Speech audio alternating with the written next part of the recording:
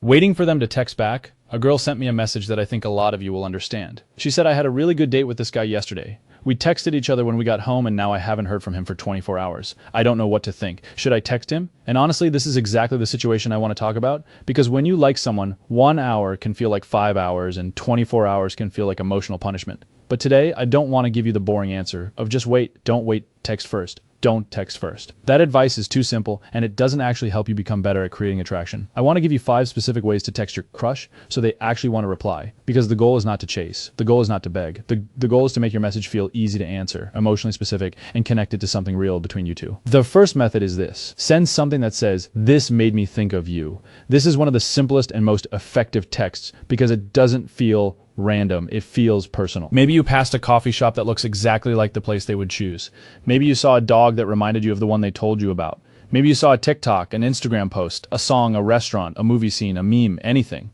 The point is not the object itself. The point is that you connected a moment in your day to them that makes the message feel warm instead of needy. You're not saying, "Please entertain me." You're saying, "I noticed something," and somehow it had your name on it. And this works because people love feeling remembered in a specific way. If you say, "Hey, what's up?" that is not intimacy, that is just an empty doorbell. But if you say, "I saw this bookstore and immediately thought you would judge the whole place by the lighting," now there's personality in it, now there's an inside feeling, now they have something to respond to. This is how you make texting feel like a continuation of connection, not like a random attempt to restart a dead conversation. The second method is stop sending only "hi." I know it sounds harmless, but when you send someone "hi," you're putting all the pressure on them to start the conversation. You're the one who wanted to talk, so why are you making them do the work?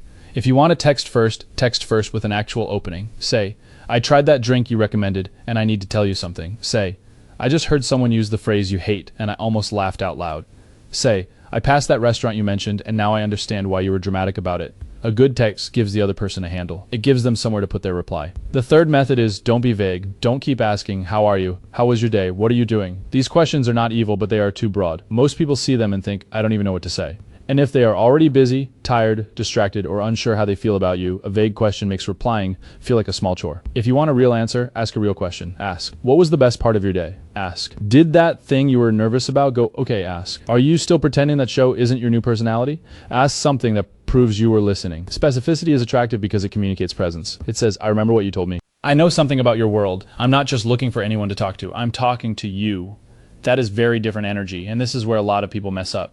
They think texting is about frequency, like if they just text more, the other person will feel closer. No, connection is not created by volume, it is created by relevance. One specific message can do more than 10 empty check-ins. The fourth method is create a little unfinished story. If the conversation is going well, don't dump every topic at once. Leave a small open loop.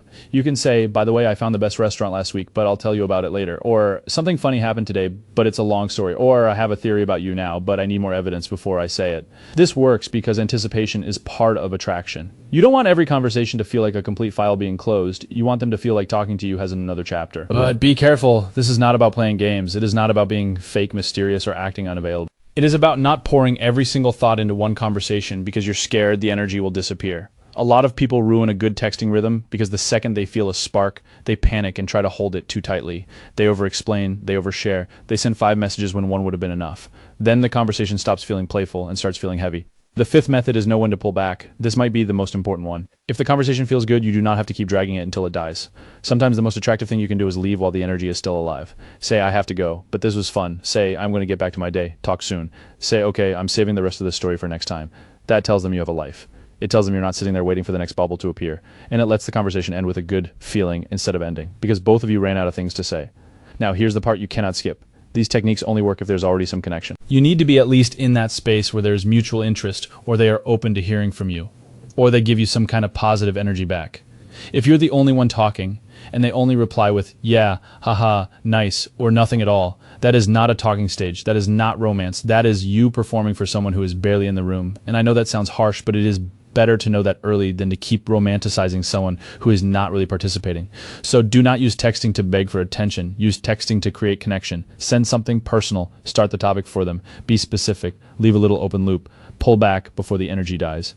And most importantly, pay attention to whether they actually meet you there, because the right person will not make every message feel like an audition. They will make it feel like an exchange. If you do this, the next time you message them, they are much more likely to want to reply, because your message will not feel like pressure. It will feel like a door they actually want to open. And if you want more relationship advice like this, follow this channel, because the next message you send might be the one they start looking forward to.